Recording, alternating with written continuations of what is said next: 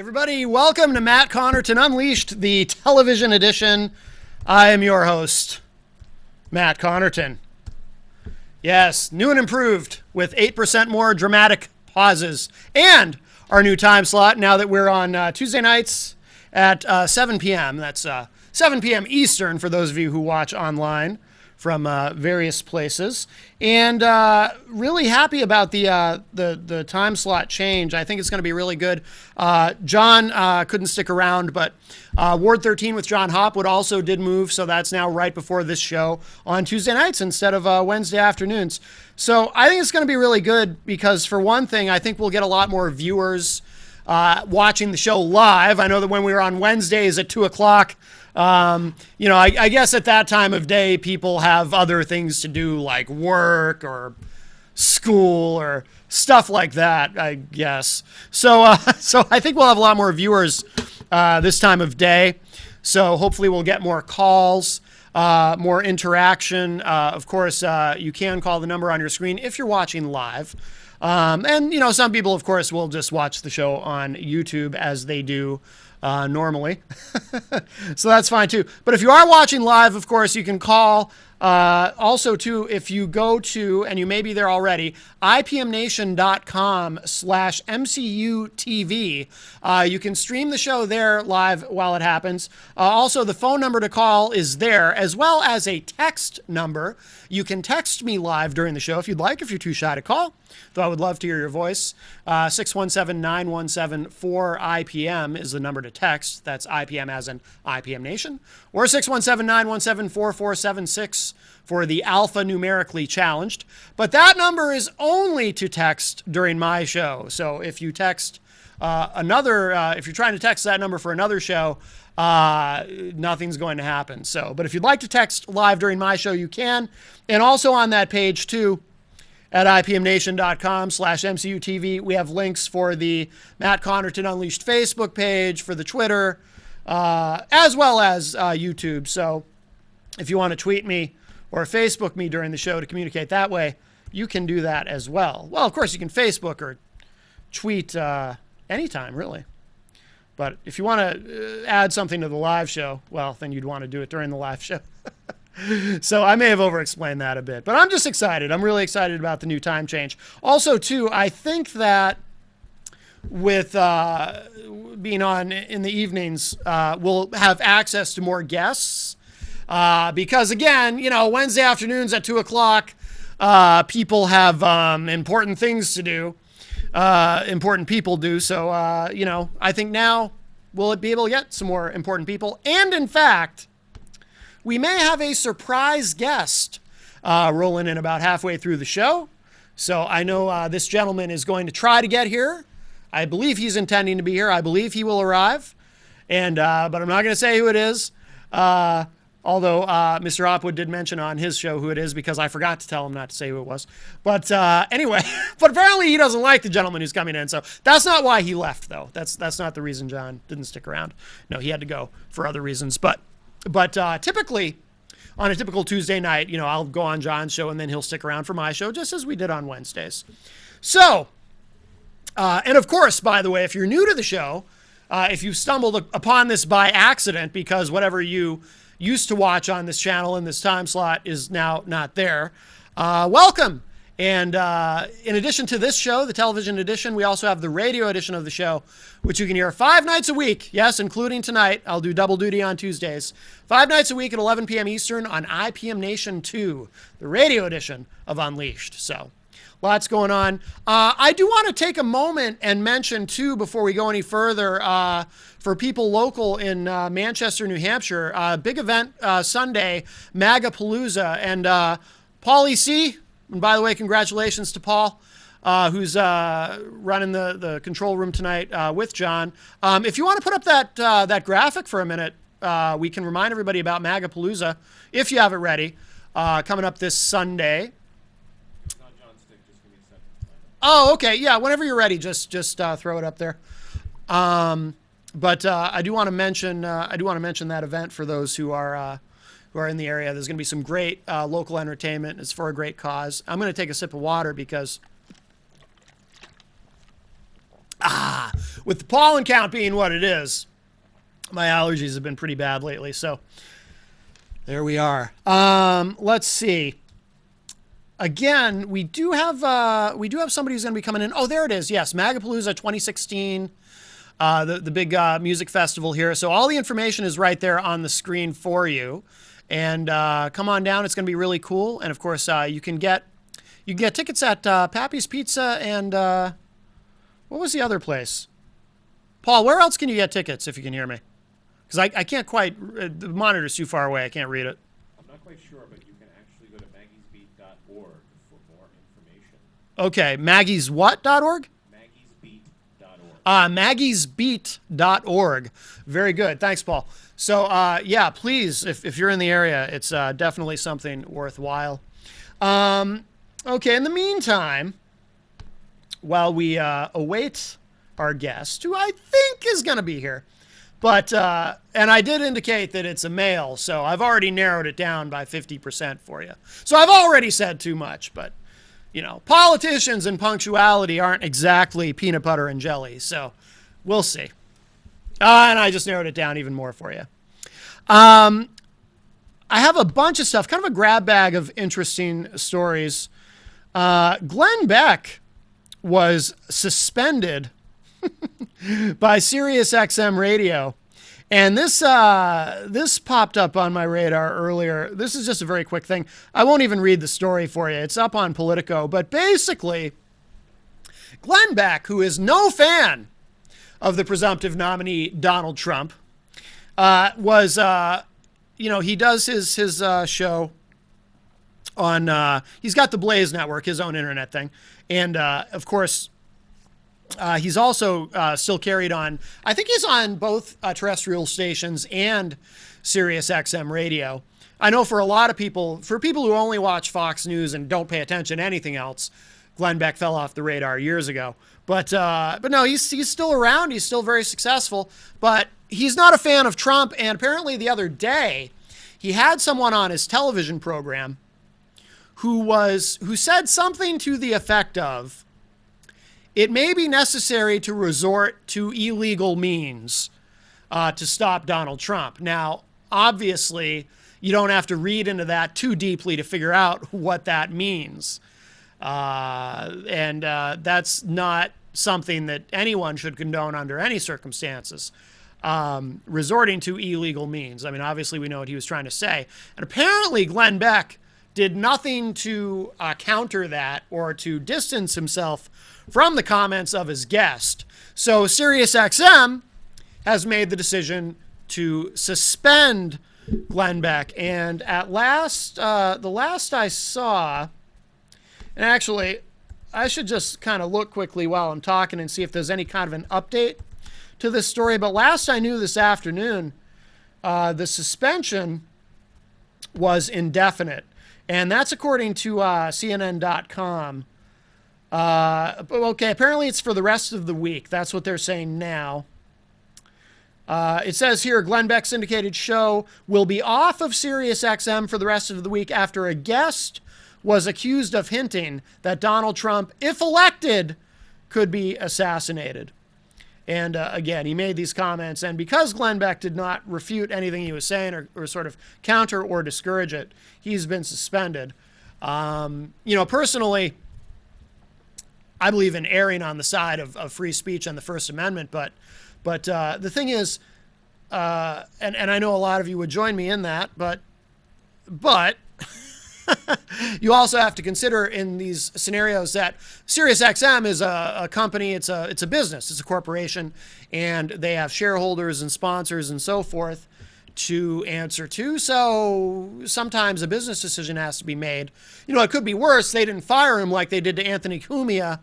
What was that, about 2 years ago now, when he made some intemperate comments on Twitter regarding an encounter that he had with some African Americans. Well, we don't need to get into all that, but hey, they didn't can him, they didn't drop him. Let's see. Like I said, I've got kind of a grab bag of stuff. Donald Trump, by the way, has picked up a major endorsement. Donald Trump, the presumptive Republican nominee. And by the way, if our surprise guest, assuming he does make it here, I look forward to asking him his thoughts on Donald J. Trump, who will be the presumptive nominee of this gentleman's party. There you go. There's another hint. I've narrowed it down even a little bit more for you. Donald Trump has been endorsed by North Korea. Well, sort of. He was endorsed by, there was an editorial in a North Korean newspaper, maybe the only North Korean newspaper, I don't know, that endorsed him. Let's take a look at this. This is from Politico. It says here, North Korean editorial backs Donald Trump for U.S. president. Quote, there are many positive aspects to Trump's inflammatory policies, unquote, says an editorial in the totalitarian regime's official press. And this actually comes from Reuters. This went up this afternoon. It says here, an editorial in North Korea's state-run media on Tuesday. So now that's important, by the way. It's state-run media. So in other words, it's not an independent media property. It's run by the government. So in other words, so in theory, you could say the government of North Korea itself has endorsed Donald Trump because it is state-run media.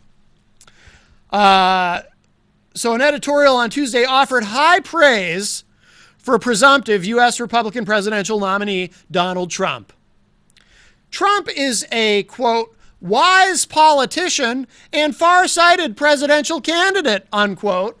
The Korean language article in DPR Key Today argues. I guess that's the name of the publication. The editorial, attributed to Chinese North Korean scholar Han Young-mook, is not official government policy, yet it likely reflects the authoritarian regime's thinking, experts told NK News. Let's see. The article says, when citing the positive aspects to Trump's inflammatory policies, it lists two in particular. Trump's offer to meet with North Korean leader Kim Jong-un and his threat to remove U.S. forces from South Korea, which is still technically at war with the North. Okay. Before I read any more of this, this is why I personally think that Trump is dangerous and why so many of us do. Because he says these sort of crazy sounding off the cuff things, and it ends up emboldening somebody like Kim Jong-un, who's dying for recognition and legitimacy in the eyes of the world community. Yeah, that's why he keeps launching these missiles that, and threatening to put nuclear warheads on them and whatnot. And this is like so emblematic of how crazy this election cycle is with Trump in it, because here you have North Korea, the government, through this media property, this state-run media property, actually endorsing Donald Trump and saying they think he'd be a great president. And it's not even hard to figure out why, because Trump has said, sure, I'll meet with him. And this crazy thing about, well, we're going to take nuclear weapons, we're going to take our forces, we're going to remove everything from South Korea. We'll just leave them on their own. Don't get me wrong. I kind of like that Trump is a non-interventionist, or seems to be. In fact, that might put him to the left of Hillary Clinton in terms of foreign policy, which I think would be a good thing. I'm not, I'm a non-interventionist, and I think nation building is stupid and whatnot. Of course, the last guy who told us he wasn't in favor of nation building, remember what happened? We believed him, and then he became president, and then we invaded Iraq. But anyway, well, I never believed him. I was always skeptical of W. But it's not hard to figure out what's going on here. He said something they like, and now they're endorsing him. And it's just bizarre. It's like it's like it's out of a Mel Brooks movie. Quote, yes, do it now, unquote, the editorial urged Trump, reflecting Pyongyang's long-held demand the U.S. troops leave the Korean peninsula. Quote, who knew that the slogan Yankee go home would come true like this, unquote. The editorial went on to provide some advice for U.S. voters. Oh, good. This will be good. Quote, the president that U.S. citizens must vote for is not that dull Hillary, but Trump, who spoke of holding direct conversations with North Korea, unquote. Oh, well, I'm convinced. Let's see. There's a little bit more to this. If you want to look at the whole thing, it is up on Politico, courtesy of Reuters. Of all the crazy, crazy things about Trump, that one was a surprise. Let's see, Ted Cruz. There was an interesting article about him. This is up on Politico. Cruz looks to ease bad blood with GOP establishment after his bruising loss to Texas senator who loved making enemies, aims to repair broken relationships by campaigning for Republican senators. What's interesting about that is, Ted Cruz has a particularly interesting relationship with his own party, in that a lot of them just absolutely hate him. John Boehner referring to Cruz as Lucifer himself. Mitch McConnell, obviously no fan of Ted Cruz, after Ted Cruz probably correctly called him a liar on the floor of the Senate in front of everybody. I actually kind of like that about Ted Cruz. I like that he did that, but I don't want him to be president. I think he's crazy. But this is interesting. I'm just fascinated by the psychology of Ted Cruz's relationship with his fellow Republican colleagues in the Senate. Let's look at this. It says here, Ted Cruz's associates insist he's returning to the Senate as the same uncompromising, hell-bent conservative he's always been. But one thing is different, and it's glaring. The senator who made enemies with fellow Republican senators and bragged about it to voters now wants to play nice, or at least his version of nice, with his colleagues. And the first step to improving his rancorous relationships, the Texas senator's allies say, will be to help them keep their Senate seats. The freshman senator wants to return to the campaign trail this fall as a conservative surrogate for Republicans aiming to turn out the GOP base, they say. So, and then there's some verbiage here. But before we go on, here's what's fascinating to me about this. So you have this guy, Ted Cruz, who his own party, many of them hate. The conservative base of the party, the conservative voters of the Republican Party like him very much. And had Donald Trump not won them over with all his BS, which they just believe because I don't know why, they probably would have been very supportive of Cruz. Now, we all know the game. Whichever party you're in, you play to the margins, you play to the extremes ideologically of the party to try to galvanize and motivate the base so you can get to the nomination. And then once you win the nomination, then you try to look like a centrist so you can appeal to independents. So here you have Ted Cruz now, who is interested in going and campaigning and being a surrogate for some people, some of his fellow Republicans who are going to be up for re-election in 2016. Well, he's probably, given how much so many of them hate him, he's probably not the guy they want as a surrogate for him. But here's the really weird thing. So to appeal to the conservatives, the real sort of evangelical Christian right-wing conservatives who voted for him instead of Trump, they might want him, even though they hate him, to make themselves look better in terms of Trump, who is going to have a horrendous down ballot effect if he loses, which I believe he will in the general election. Because, well, obviously, I mean, he's the nominee. Obviously, there's tremendous enthusiasm and support for Trump, but there's also a lot of Republicans who don't like him, who think he's bad for the party, and who feel disenfranchised and upset with how things are going, who are probably going to stay home on election day. So now, Trump's chief adversary on his way to the nomination, the guy who is hated by his own party, they're going to try to use him to win back some of these voters who might otherwise stay home because they don't like Trump. Just the political calculus of it all is fascinating to me. Said a senior Cruz advisor, quote, "That can go a long way toward establishing good relationships. At the same time, though, I'd be wildly surprised if he suddenly started moderating his principles just to get along," unquote. Cruz's political team is still determining how much Cruz will get involved in down-ballot elections and where he would go to campaign. But according to interviews with more than a half dozen of Cruz's friends, aides, and allies, he wants to be engaged this fall on behalf of his GOP colleagues and hopefully to get some of them to reciprocate the goodwill. Maybe he's thinking about his own career in the Senate long term, and he wants to finally build some bridges. I don't know. Cruz's political team is still determining how much Cruz will get involved in down-ballot elections and where he would go to campaign. But according to interviews with more than half a dozen of his friends, aides, and allies, he wants to be engaged this fall. Oh, that's the part I read already. I apologize. But while some Republicans will welcome his assistance, others are wary. I bet. If not outright opposed to campaigning with Cruz, a sign that reversing years of pent-up animosity won't come easily. And that's the part that's interesting to me. Who will embrace him, and who will want to keep him at arm's length? Remember, Ted Cruz is the guy who, he picks Carly Fiorina for his running mate. And if you haven't seen the video, and no, I'm not talking about the video where Ted Cruz gives his concession speech and accidentally elbows and punches his wife in the face.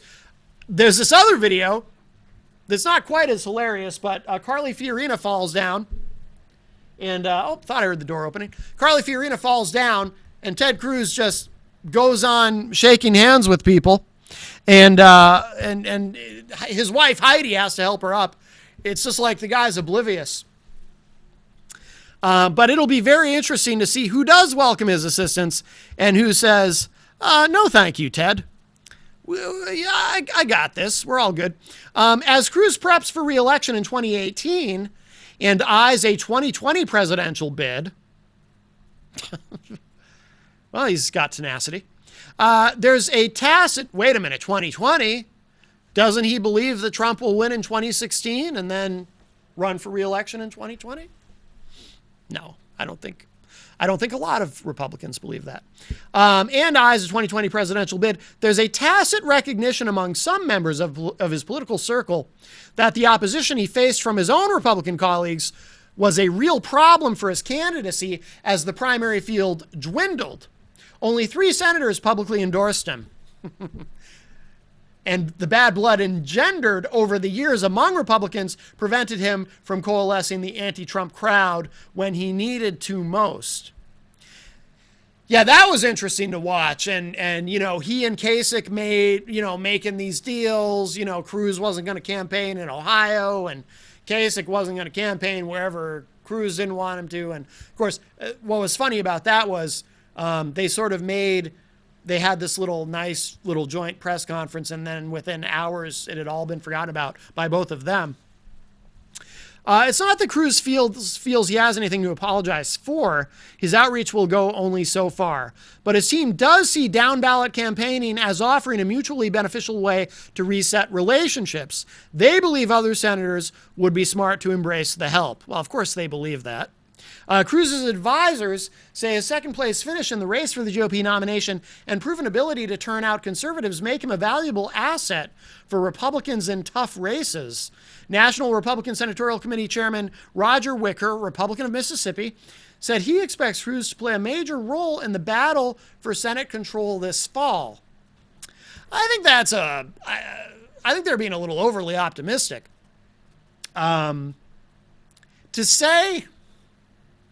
To point to Ted Cruz and say, look how well he did. He was kind of the last man standing before Trump became so inevitable, which isn't technically true. Technically, it was John Kasich who was the last man standing, but that almost doesn't count. And I like John Kasich, so it pains me to say that. But this is such a weird election cycle anyway. Ted Cruz probably wouldn't have even been a factor at all. This is the weird thing. if Trump hadn't gotten in, we'd probably be talking about somebody like Jeb Bush as the nominee right now, not, Ted Cruz wouldn't have been a factor in anything. But Ted Cruz casting himself as sort of the anti-Trump is really the only reason that he has any credibility at all, I would say, in this scenario. Otherwise, we'd be talking about Jeb or Rubio or who knows. Said the senior Cruz advisor, quote, "I think politicians are practical people. They're going to be pretty interested in the kind of support he can give them. I think fewer people would say they don't want him now," unquote. I'm skeptical. Senator Roy Blunt, Republican of Missouri, facing a stiff re-election campaign from Missouri Secretary of State Jason Kander, noted that Cruz's campaign manager, Jeff Rowe, is from the state. Blunt, after a long pause, said of Cruz, quote, "He had a lot of Missouri supporters. I'd be glad to have him in the state," unquote.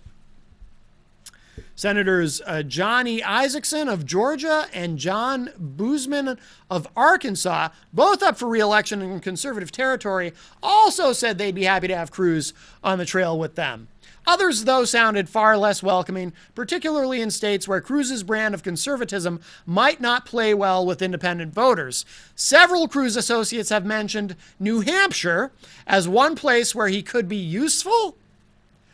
I am very skeptical about that. Cruz, who notched nearly 12% in the state's primary, could help turn out the GOP base for Senator Kelly Ayotte, they've suggested. I'm very skeptical. But Kelly isn't interested.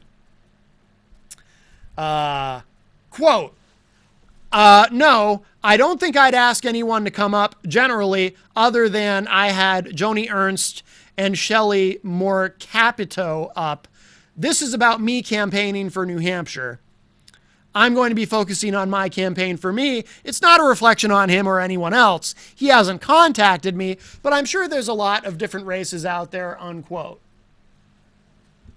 Yeah, I don't want to trouble him. I'm sure he'd be helpful, but he doesn't need to come all the way up here. He's from Texas. He doesn't need to come all the way up to New Hampshire just for me. Come on. He'd be poison. He would be poison. Damage to goods, as they say. Then there's Arizona, where Cruz pulled in a quarter of the electorate.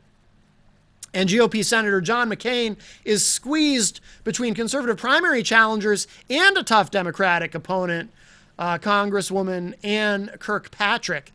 That's interesting, by the way. John McCain, who I'm pretty sure wants to be a U.S. Senator until the day he dies, is actually...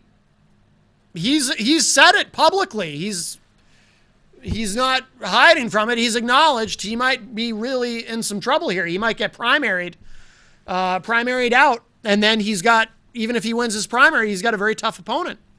He's in the fight of his life. His own words, he has said that. But McCain, who has tangled with Cruz repeatedly, yeah, they've said unkind things about each other, said he's had only one interaction with Cruz since he returned to Washington a few weeks ago on a defense spending bill. McCain supported it, and Cruz, as he has in the past, opposed the measure.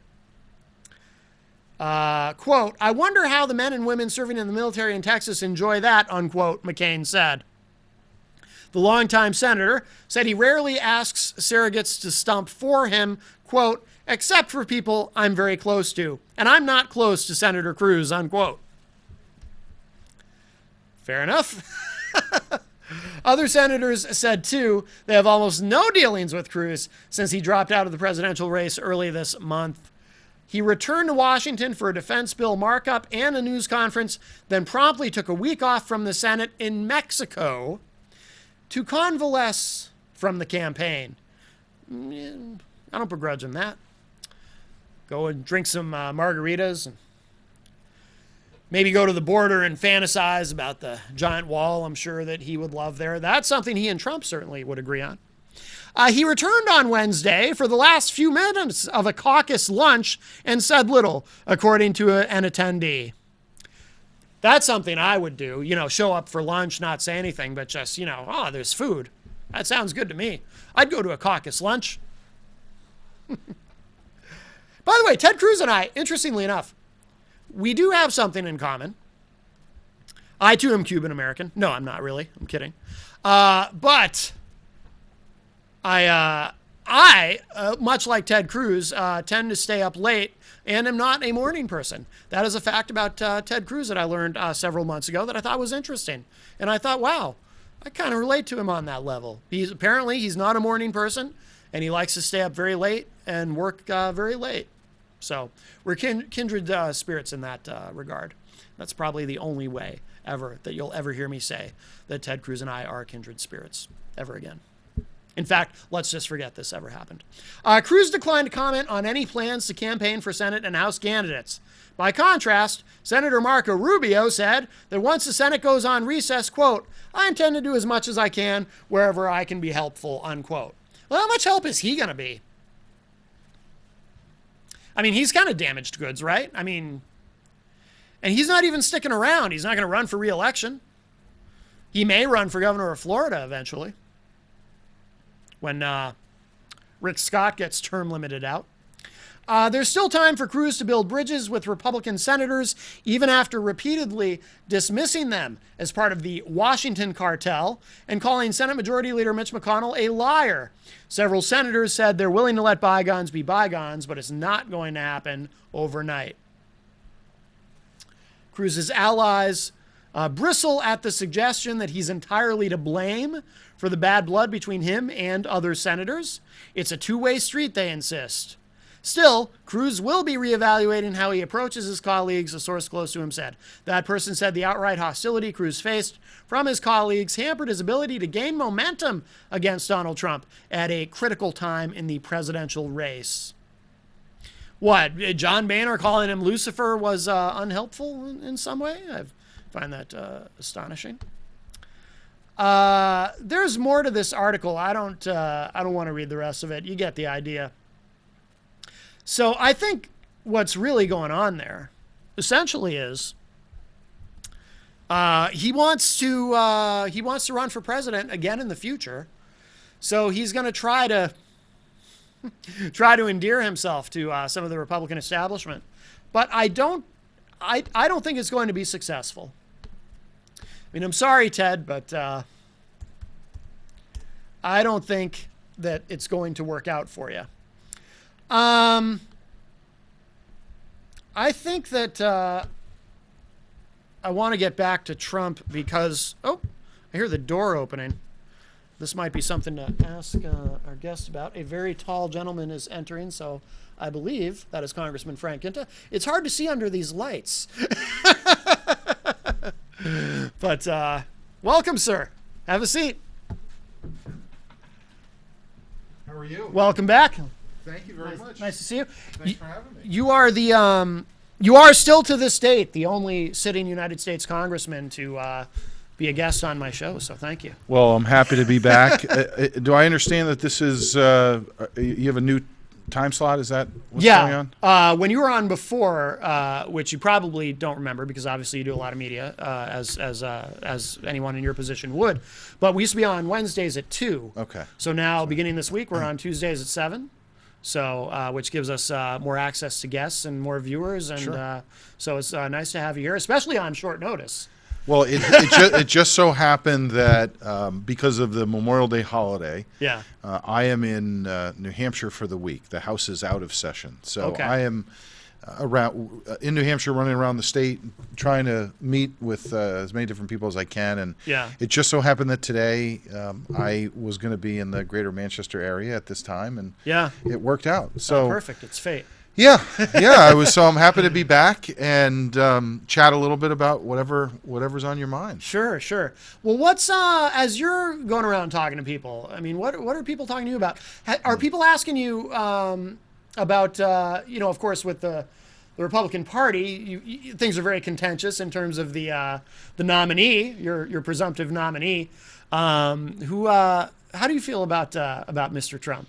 Are you with him? Well, last week I endorsed Donald Trump. Okay. He is the nominee of the Republican Party, and I think it's important for the party and those who are disaffected from government and are frustrated with government need to unify.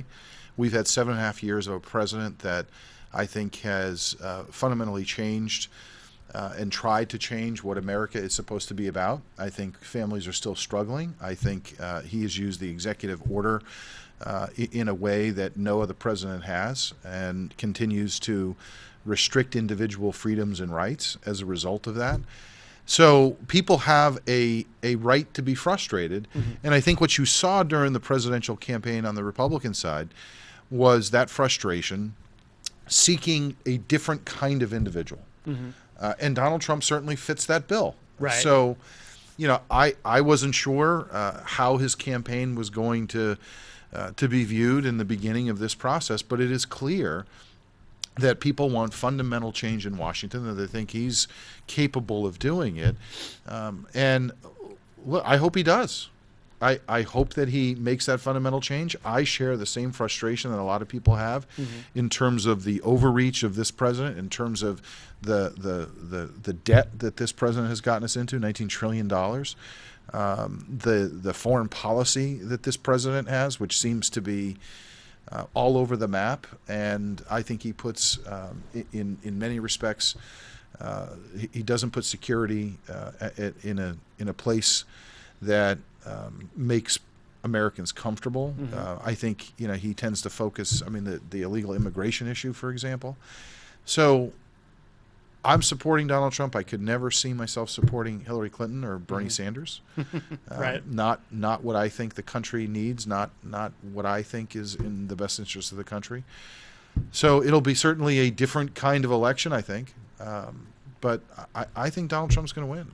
But are you comfortable with Trump in terms of foreign policy? Because I feel like he's kind of all over the place. If someone were to ask me to try to explain or define Trump's foreign policy, I'm not sure I could do it, aside from that he does make a lot of these sort of grand statements that some of which kind of worry me a little bit. And then, I mean, on the one hand, he does, I think he might be a non-interventionist, which I like, but I'm not sure. He said things that make me think he might be. He said other things that make me go, I don't really know. And to me, that is the most important job as a president is being commander in chief. Sure.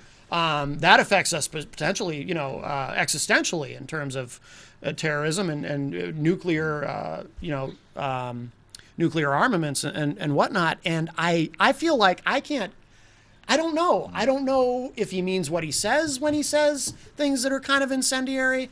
I mean, how comfortable are you with his foreign policy? Well, look, I think he's been broad on his foreign policy for a particular reason. I don't think there is any one slot or adjective that can describe people now in terms of their ideology on a foreign policy standpoint. Just given the challenges of the threats that have occurred over the last, say, decade. Sure. So I think what I hope we get in Donald Trump, if he's president, is someone who is a peace through strength kind of individual. I don't think that we need to be involved in every single war around the world. Yeah, agreed. And I don't think Donald Trump believes that either. However, what I do want to see from Donald Trump and from members of Congress is to encourage other nations to get engaged in this global war on terror, to fight for their own individual freedoms, and to play a much larger role in keeping the world safe. For so many years, I think countries have relied on the United States of America. Oh, yeah. And I think most people, myself included, are frustrated with that expectation that our men and women will be put in harm's way no matter what. Right. That being said, again, you've got to start with a peace through strength approach. I believe in safety and security. I think that we have the greatest military in the world, and I want to make sure that we are always prepared, should we ever have to be in a position to defend American freedom and defend America's sovereignty. In order to do that, you need to be properly equipped, and this president is reducing the number of individuals that we have in the military. We're at World War II levels. And here's the problem now: when there's a deployment, you're seeing deployments 3, 4, 5, 6, 7 tours of duty. As a result of that, I was at Fort Bliss a month ago, well, a little over a month ago in April. I don't think you can put that all on Obama, though. I mean, we saw that begin with George W. Bush, where the military got stretched pretty thin. I think there's a lot of blame to go around. I don't want to let Obama off the hook. Sure, no, I understand what you're saying, but the Obama policy has been to reduce the size. I think stretching and reducing the size are different things. I think President Bush was looking to fight wars on multiple fronts. This president is reducing the size and scope of the military, and I think both were a mistake. Yeah. Reducing the size and scope of the military puts you in a position where, when you deploy, you're now deploying 4, 5, 6, 7 times. Oh, yeah. That's not good for that warrior. It's not good for the family. You're seeing more of our warriors come back with TBI or PTSD. That's a significant problem. When I went to Fort Bliss, I talked to the 3-star general running Fort Bliss, who told me that the number one problem are the number of deployments per person, because we are not at proper levels for the needs today. So what I would like to see as a member of Congress from a president, any president, Sure. is first define what the objective is. Whether it's Afghanistan, Iraq, North Korea, China, define what the objective is. Right. Clearly, so the country understands. Right. And then you go to Congress and ask Congress, well, is this something you agree? Do you want to support this effort? So there is a national dialogue, as opposed to what this president is doing, which is keeping, I think, the nation in the dark, and acting in a way that I think puts people at risk. As a result, we have seen now terrorist attacks all over the world, including here in the United States. That I don't want to see happen. Right. So I hope, if Donald Trump is president, what you see in him is a thoughtful individual who has equipment readiness, troop readiness, but takes a far more diplomatic tone and encourages the rest of the world to get engaged. Because, in my view, they need to be on the front line. They need to be engaged, as opposed to just assuming that the United States is always going to be there. Right. By the way, what is TBI? You mentioned TBI. Traumatic brain injury. Okay, gotcha. Yeah, it's. I feel like it's. I mean, I've been saying that too for many years. That we've never really kind of expected Europe to carry their share of the load in terms of whether it's fighting terrorism or whatever other threats there are. And that's frustrating, but I would like to see us less involved in a lot of these places. But again, I think there's a lot of blame to go around on that. But what about now? I want to ask you about veterans, Sure. Because I'm at a point where personally it's hard to even, and of course Memorial Day was yesterday. It's hard. I find it hard to even want to encourage anyone to join the military anymore, because I feel like we don't, as a country, we don't hold up our end of the bargain when these folks come home. I heard a statistic recently that 1 in 4 heroin addicts in this country are veterans. Now, I don't know if that's accurate, or if that's specific to a particular region, or if that's nationally, but man, a lot of people falling through the cracks. I don't know if that statistic is a regional or a national statistic. I could certainly look into it. That being said, this government is not treating veterans the way they should, pure and simple. Yeah. Let's take an example of what happens in New Hampshire. As you know, we don't have a full-service VA. I'm not thinking that that's going to solve all problems, by the way, but because I have a problem with the bureaucracy inside of the VA, quite frankly. Right, of They course. have shown to me that they are not capable of properly administering programs. Yeah. So we do have a significant pain management problem in this country, including with veterans. And so I participated in a field hearing in New Hampshire about 2 months ago, where we had the VA testify. And what they told us was that opioids are really the only choice for pain management, because they don't have alternatives at the VA. So my response is, well, we have the Veterans Choice Card, which is supposed to give a veteran the opportunity to go to his or her physician of their choosing. Well, depending on the veteran that you talk to, their experience can be vastly different. Oh, absolutely. There are some veterans who have said, look, I get the choice card and it worked for me. But the vast majority of veterans I talk to, there's a backlog. You try to set up an appointment. You have to go through your VA. It takes months.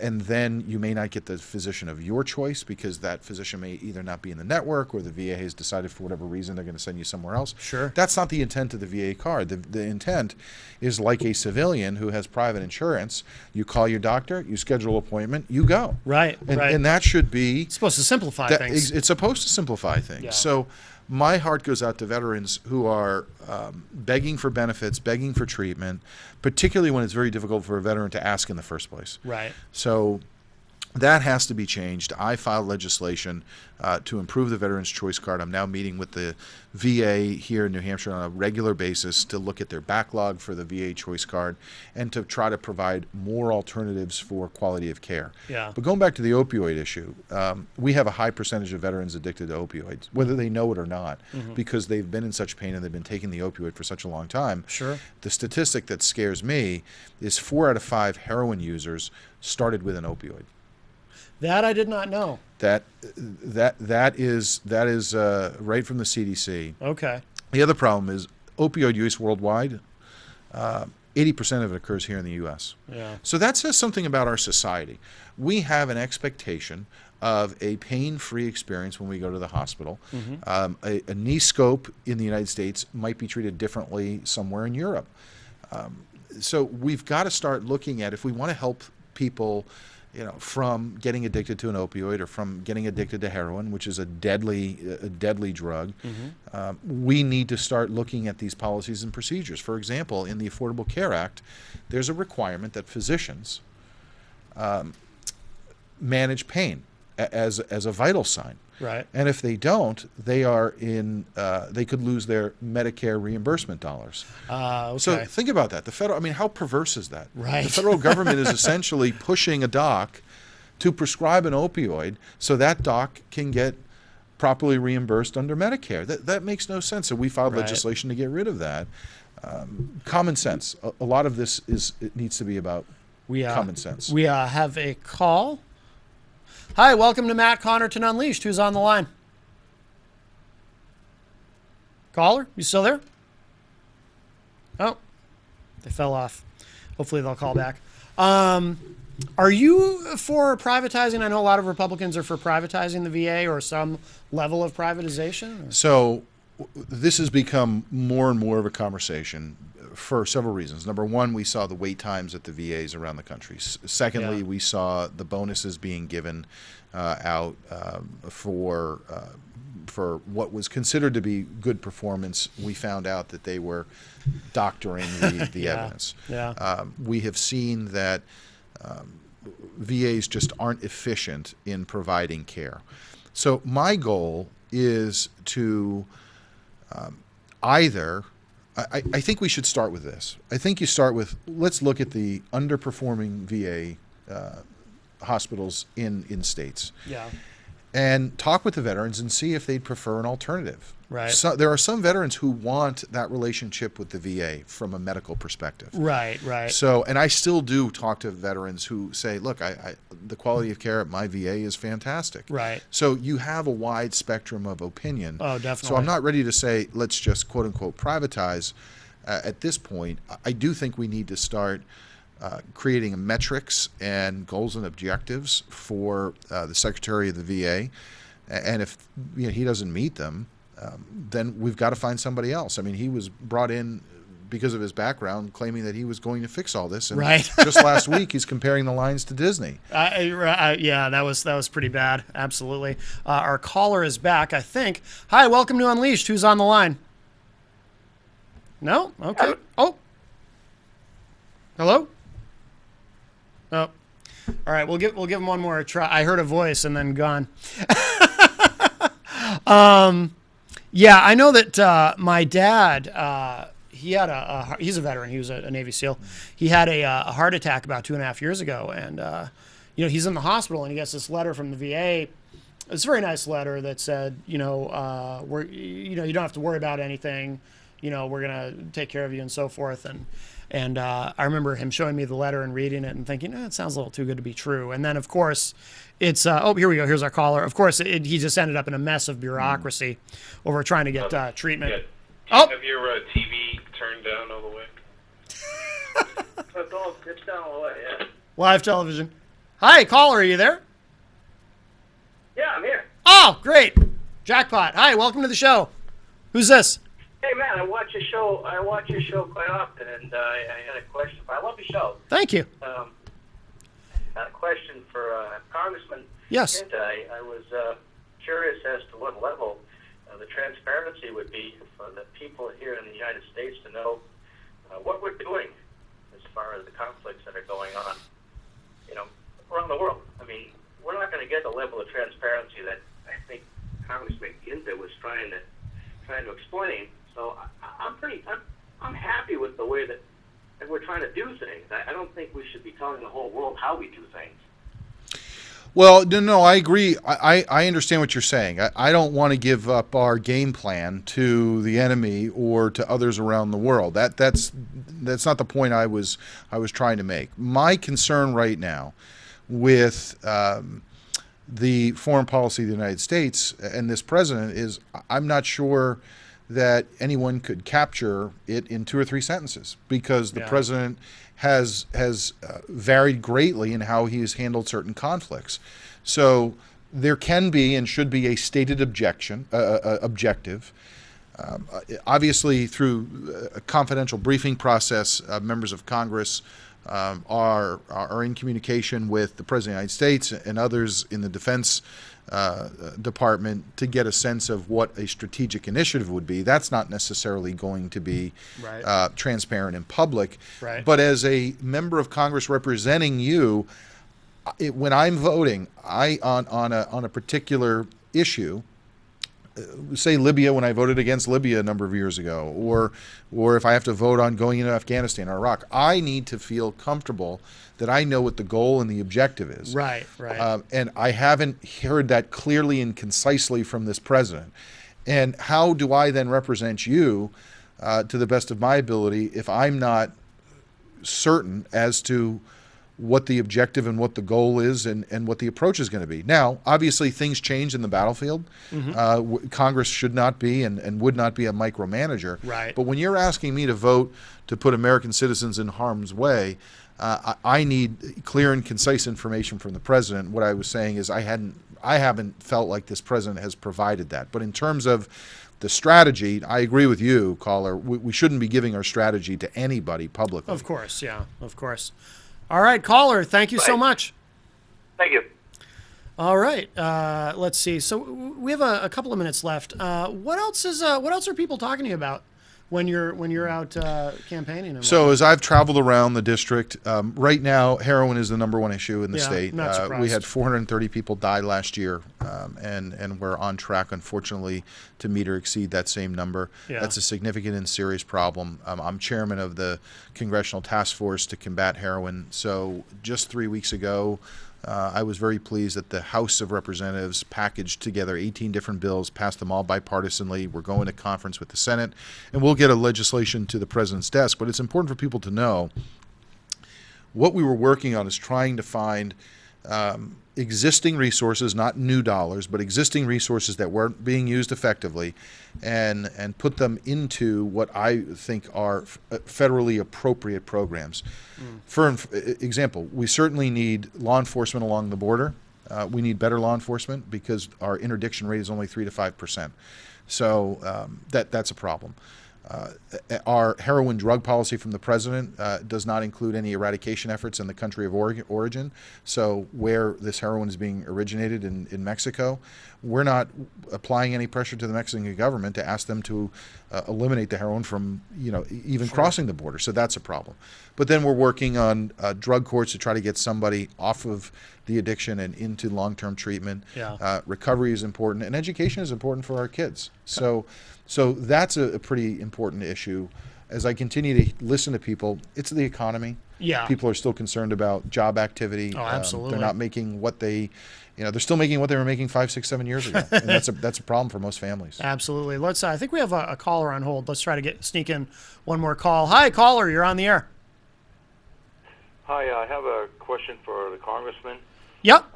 Doesn't anybody down there in Washington get it that the $19 trillion deficit is mostly attributable to the war effort?